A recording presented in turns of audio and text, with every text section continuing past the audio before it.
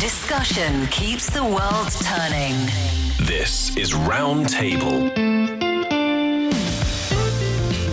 China's massive toy industry is racing toward a high-tech, novelty-driven future. But as new AI pals and collectible boxes fly off the shelves, regulators have hit the brakes with tougher national safety standards. We'll look at what happens when rapid innovation meets a renewed push for safety, toy-wise. We're live from Beijing. This is Roundtable. I'm Steve. Thanks very much for being with us today. And for the show, I'm with Yushan and Yushan. Up first. From AI-powered companions and trendy blind boxes to classic building blocks and cuddly plush toys, China's toy industry is booming like never before. But are they keeping up when it comes to safety? With the market expanding at full speed, China's Ministry of Industry and Information Technology has stepped in, rolling out tougher, updated national safety standards for toys. So what does this mean for the kids out there, and also the parents who take care of those kids, and the companies racing to innovate the toys that those kids play with? Can stricter rules actually fuel better, more creative toys? We're going to talk about it today. Yushin and Yushan, good afternoon to you both. But just thinking about toys and what I used to play with when I was a kid, they're just really, really different now. I often feel like kids have it so good now with the toys that they get to play with. Yeah, you cannot imagine how diverse their toys can be right now. Yeah, I feel like my childhood was so boring when I see the kids' toys that they play with these days. And that is why now we have these new regulations. The Ministry of Industry and Information Technology recently revised and strengthened 4 mandatory national toy standards covering toy safety. The updated standards have been now officially approved and released by the State Administration for Market Regulation. So what's new then? Yeah, on the health front, the revised standards introduce stricter limits on 10 categories of harmful substances, basically chemicals. And this significantly expands the range of chemical risks being regulated, helping to address real-world scenarios like kids putting toys in their mouths. Sometimes they don't know what it is, and they just like to put things in their mouth. Yeah, that's being a baby, right? Yeah. Being a kid. And then sometimes rubbing them on the skin or being exposed over long periods of play. Yeah, I was just about to say, sorry for interrupting earlier, that kids nowadays, they play something called slime, yeah. and it's very popular both in China and abroad. They have another name, which is quite vivid. It's called crystal mud. Fake water. Because it's just so squishy and transparent and just like water. And wow, I watched some videos. I really want to play with. So but I guess the chemicals in some of those types of toys, it's not good at all. It contains something called VOC, the volatile organic compounds, which is a type of chemical compound that combines boron, a natural element, with other substances like acids or minerals that, if put at the standard amount, is safe, and it's good for keeping the shape in a very flexible way, whichever way you squeeze it. That's, I guess, what you're after in trying to purchase them. But usually when it's put in a large amount, in order for it to be even more shape-shifting and cooler in hand, then that's where it gets dangerous. And for kids, it can easily cause problems like vomiting or irritations on the skin and in the eyes, and sometimes even long-term influences like on their neurological development and more. So that's really dangerous for these type of toys. Yeah, speaking of skin irritation, there is another category for kids that is toy cosmetics. Items like eyeshadow, blush, glitter sets are often mistaken for real makeup. In many cases, these products contain substances that are not safe for human skin because they are labeled as non-Trojan cosmetics or just simply only for toy use. But sometimes kids will just actually use them as cosmetics, and then long time of exposure to skin, then that could cause a lot of problems. So that's on the chemical side of things. What about on the physical safety side, in the design of these toys themselves? Yeah, on that, the standard also cover more product types and risks in order to make them safer for kids to play. And new technical requirements have been added for toys with open flames and food-shaped designs. So you might wonder what kind of toys might include open flame. Yeah, like a stove? Yes. Remember those, like, I'm not sure if it's on TikTok, but certainly on Red Note, that you see people cooking, like actually cook with mini stove, mini cutting board, mini knife, mini pot, mini spatula. And, yeah, one netizen was saying that I just wasted maybe like 10 to 20 eggs on this toy because my child just want to play with them. Oh, really? But these things actually create an open flame. Yeah, it's powered by either candles, small flames, or by electricity. Both can put the entire set on fire risks or burning. There are a lot of burning cases because of that. There was a toy that was popular. I even remember the TV commercials for it many, many, many years ago when I was growing up. It was called the Easy Bake Oven. And it was the same kind of thing. It was for young kids who were interested in cooking or things like that. Yeah. And the bulbs, I think, turned out to be quite dangerous. And then, it's an oven, so kids could easily get their hands stuck in there when it was turned on. It just turned out to be a really, really bad idea. And similar for food-shaped designs, because there are a lot of just things for kids to bite on, the fake ice cream, pretend pancakes or fruit-shaped items. So it's really important what material they're made into. So that's covered in the new regulation too. It needs to be non-toxic materials. Yeah, because a kid could easily mistake a toy ice cream cone, for example, as a real ice cream cone and put it in their mouth and suck on it and ingest some of the stuff on the surface. Also on the size. Yeah, also exactly. Also on the size too. It can't easily break apart into smaller pieces so that kids may swallow it and choke on it. And another toy that I would like to mention is that now they have just so many cheaper and smaller versions of some very expensive sets. That one is the wax seal stamp sets. What's that? When people are like sending letters, they may have in the that 19th century. Yeah, right. that wax stamp. Yeah. To seal the letter, right? And then now kids have that cheaper version, and they can get a whole set, and then the kids, you just melt the wax and use it for maybe sealing envelopes or just some homework. I don't know, but it can be really, really dangerous because they really need to like melt it, and that can reach the temperature to around like 128 degrees Celsius because they have that special equipment for that wax melting thing. Yeah, I mean, they could burn themselves melting it, or they could easily eat that, too. Oh, yeah. Homework. It's a very official piece of homework. Could put it on a wax melting thing. One more important update here, and it's about fire safety as well. These new standards will introduce flame retardant requirements for some toys like masks, things that will go on children's heads or near their faces, and also improve testing methods for the items, such as toy costumes, again, things that kids wear, tents that children can crawl into, and some soft stuffed toys too.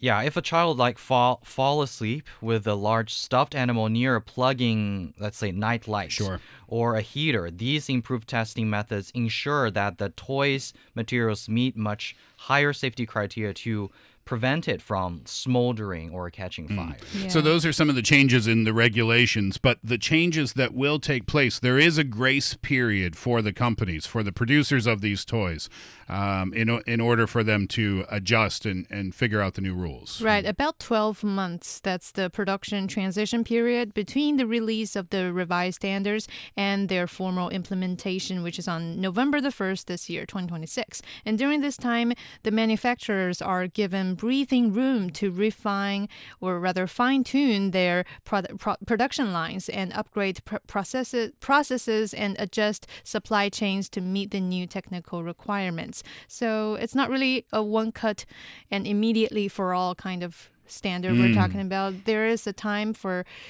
for people and manufacturers and companies to upgrade their technology so that the future products are safer for kids. There's also, so that's 12 months for the production transition, but there's also a 12-month grace period for sales transition as well. Pardon me. And that's for inventory that's made under the old standards. That'll give companies a chance to sell those, just so it can make sure, the companies can make sure that their existing stock can be phased out of the market.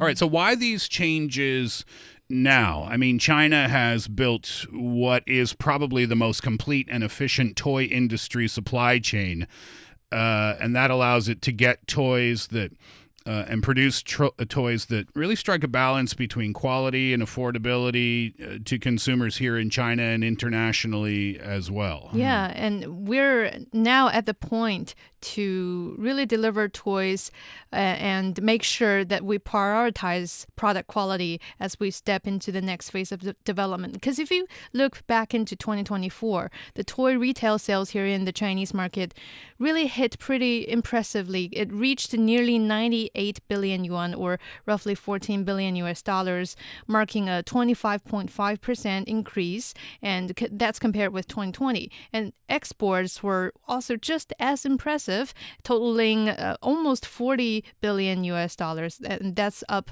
nearly 20% from 2020, with more than 40% of those products shipped to the US and EU markets. The EU market. Yeah, we're going to get to that a little bit later. So then there's growth in the industry, and then therefore new standards were needed, because I guess the old standards were updated. When were the old standards put into place? Yeah, the first release of the standards or regulation that we're mentioning is that GB 6675 series of standards, and it can date back to even 1986. It was subsequently revised in 2003 and 2014. With the most recent version that we're talking about right now is released on October the 5th, 2025. So this GB 675 series is divided into several specific mandatory sections that cover different aspects of safety. And we actually just mentioned it.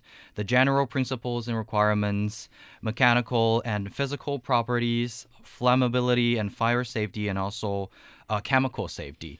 So these things are mentioned and also revised for several times alongside the whole development of the toy industry and also this regulation. I guess toys are changing so fast now. Yes. And this has to be probably the biggest reason. Yes, you could say that the old standards were outdated, and that would be true, but the reason they're outdated is because toys are just so much more advanced now and so much more complex than they used to be. Yeah, if you look at when this whole series of toy safety standards were updated last time, which was over 10 years ago, back in 2014, you can see just over this past decade, there are many things happening in the toy market, new materials, new technologies, even more creative designs coming into the entire market. And also, that's really a good time that we have this new safety standards to combat all the safety risks that have started to emerge in recent years. So the technical requirements in the previous standards needed an upgrade, and it is now that we have this upgrade to be applied soon this year. And it's not just China. As you mentioned before, the EU is also upgrading their standards. I guess the changes to the European Union standards are somewhat similar to the changes taking place here in China? Yeah, actually recently the European Parliament gave the green light to some much tougher toy safety rules to keep kids safe, especially with how much we shop online these days. These new regulations are replacing the old 2009 directive, and the goal is to close the gaps created by digital tech and also cross-border e-commerce. Yeah, it's really interesting, isn't it? Because despite the EU having some of the world's strictest, most serious rules on toy safety, there are still dangerous toys finding their way into children's hand, and the update there in the EU is a response to the rise in online shopping and the use of digital technologies. And all toys placed on the EU market must carry what they call a digital product passport, Right. DPP, Yeah. and that's improving traceability and enabling more efficient customs and market surveillance checks. And also for online marketplace, they must ensure a CE marking, which is the French for European conformity, meaning that the manufacturer takes responsibility for the compliance of a product with all applicable European health, safety, performance, and environmental requirements. So you need to have that mark there with your product, and also a lot of other things in order to have the product into the EU market. Yeah, and it makes sense, not just for the EU market, but any market. And I thought you brought up a great point there, Yushan, when you said one of the reasons for the change there in the EU is that many people buy their toys online now, and that means that they will get shipped from other parts of the world, and when they come through customs into the EU or into your country, then you want to make sure that the standards of your country are being met with those toys. I mean, a long time ago, there was no online shopping.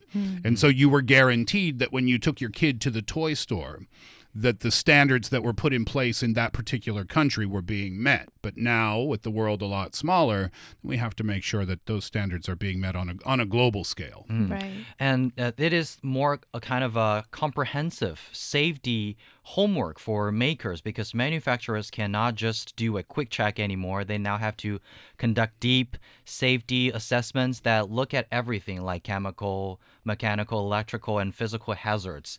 And they even have to check for hygiene, radioactivity, and any risks that come with digital features. And another thing I would like to mention is that now toys are trying to offer multi-dimensional pleasure to the owner. What do you mean? That means that fragrance is also another aspect that we need to consider. Really? Yeah, so the new rules are also very specific about scents. They are banning allergenic fragrances in toys designed for children under 3 years old, as well as in any toy that is meant to be mouthed. So let's say a scented scratch and sniff book or a fruit scented building block for a 1-year-old will be heavily restricted to ensure those added fragrances don't trigger allergic reactions or skin issues. Yeah, I mean, they're really doing their best to think of everything possible. Yeah, and But sorry to interrupt, but I was going to say, but we haven't even mentioned AI yet, and the use of AI in toys. That's a whole other list of issues to deal with. yeah, I mean, AI toys, they are something that we see in cartoons decades ago or just a few years ago, but now AI toys are becoming real. They are chatbots that are embedded in everyday toys, children's toys like plushies, dolls, action figures, or kids' robots, and they use artificial intelligence technology that's designed to communicate like a trusted friend with the kids and mimic human characteristics and even emotions. And one example that I found really cute was showcased at the CES 2026. It's by Yuandian Intelligence under Leixiang Technology that they came up with this AI version of Wall-E. Does this name ring a bell? Wall-E. The robot? Another Disney robot. They actually... Not bad, right? Not bad indeed. Yeah, that's the little robot that was cleaning up garbage on Earth. It's from a Pixar film, I believe. Yeah, and in collaboration with Disney, I believe, because this company, they are coming up with an interactive robot officially licensed under Disney's IP from Wall-E. So this robot, it can not only simulate emotional interactions, but also take photos during outdoor camping and play music for you. It's sold at a very unpleasant price for now for a toy that's 40,000 yuan, but still it's a Holy very real-looking Wall-E. We talked about too when we were talking about CES, Yushin, the Lego bricks. Yeah. That they make noises as they're sensors that know if they're being moved or something like that. They've got chips and sensors that detect the movements that you're playing with it, tech-filled versions of small building blocks.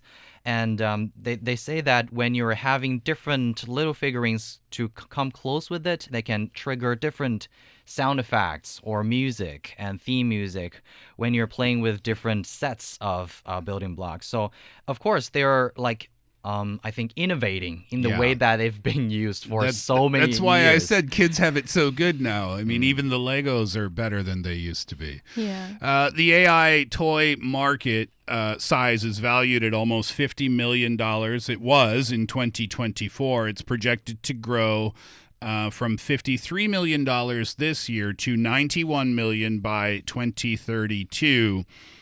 With a pretty significant growth rate there, almost 10%. And I think it's pretty easy to find some of the benefits of AI toys they can provide. And this isn't supposedly just for children. We've talked about the benefits of AI companion toys, pets for the elderly as well. We've discussed the educational benefits that AI can provide in a toy, or the developmental benefits too.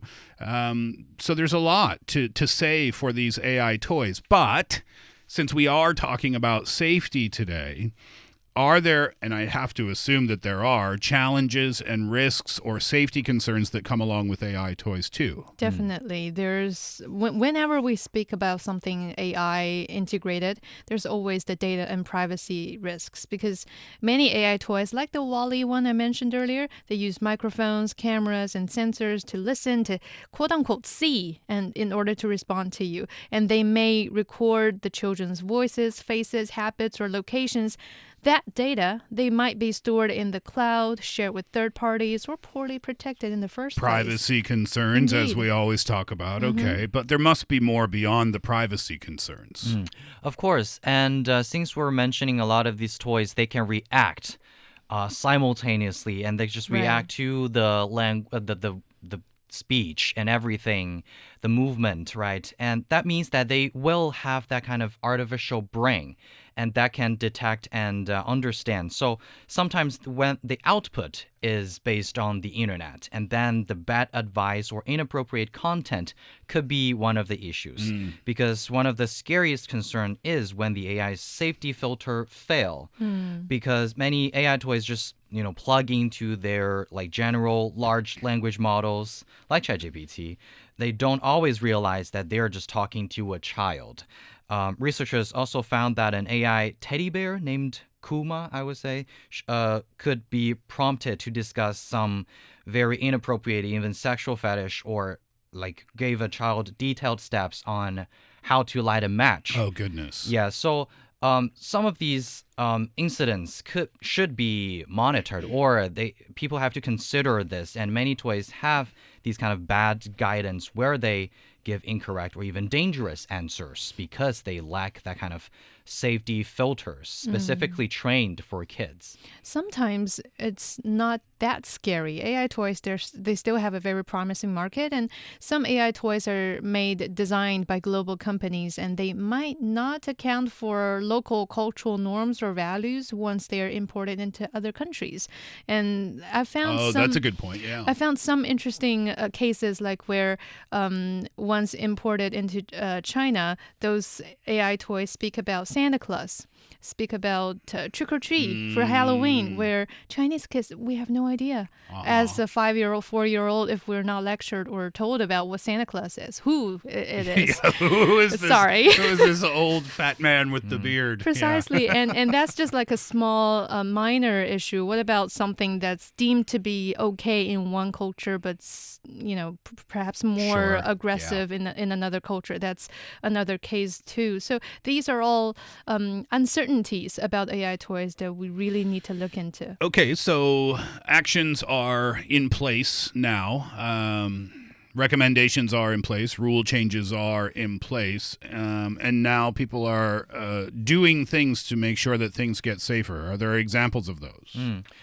Government agencies are now officially recognizing AI toys as a major racetrack for the economy, right? Which means that they're starting to provide real oversight. 6 different departments in China, including the Ministry of Industry and Information Technology, recently launched an implementation plan specifically to encourage the development of smart products like AI toys that provide health, care, and entertainment. Instead of just random gadgets popping up, this plan encourages the creation of home service robots and AI toys that can actually help people with their daily lives, moving the focus from just cheap distractions to useful tools. So, and also some of these tech companies, tech giants, are collaborating with these toy manufacturers to make them have a stronger brain, and then with the filters. And we are seeing like Baidu has created professional toy large models that can actually help traditional toy makers lower the technical barrier, ensuring that AI isn't just a generic chatbot, but is specifically tuned to be safe and helpful for a child or an elderly person. Yeah, because if it's going to be in use, which it obviously is going to be in use, then you have to make sure that it's doing its job in the best and safest way possible. Toys are totally different now. Can you remember a toy that you used to play with when you were a kid that might be considered dangerous now or maybe unacceptable now? I got one that is the one that actually looks like a toothpaste, a small tube of toothpaste, but it's in the form of a bubble gum. You can squeeze it out, and it looks like a bubble gum, and you can stick a like straw into it and blow it to a huge balloon. Why was that dangerous?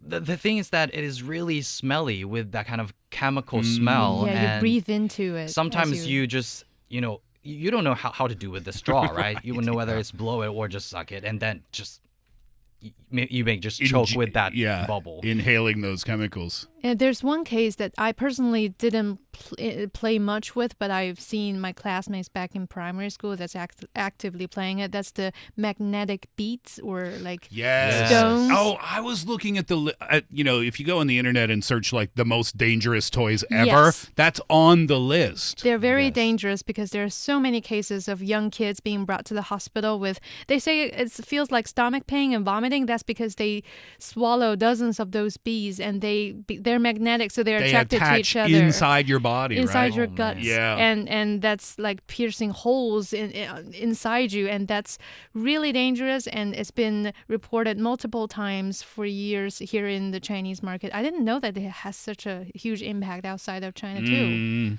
I remember playing with as a kid, and it was so much fun. We had a game called lawn darts. That you would play. Do you know what I'm talking about? No. Well, okay, so like a dartboard. Yeah. You play inside, right? Those darts are little tiny things. You hold them in your fingers. These things can be dangerous already. Yeah, well, yeah, right. Lawn darts, though, you play outside. Lawn, L-A-W-N, so the front yard or backyard of your house. What you do is you put a ring on the ground, and then you and your friend stand a distance away, and you both have these lawn darts. Now, these lawn darts are quite heavy. They're basically the same shape as a real dart, except they're much, much, much bigger. And the goal is you toss them underhand and they go up in the air and then they come down and they're supposed to land in the ring. These things are basically missiles with sharp ends. And children don't know how to handle those things properly. So it's super easy to see how kids would get injured with those. I used to love that game when I was a kid. It was super fun, but also it should have been banned for sure when I was a kid. Yeah. Well, as I said, and as we've been talking about, toys are different now, and toys are constantly evolving and changing and getting more fun to play with. But as toys do evolve and change and become more fun to play with, new rules are needed for the manufacturers so that those kids can stay safe. That is for sure.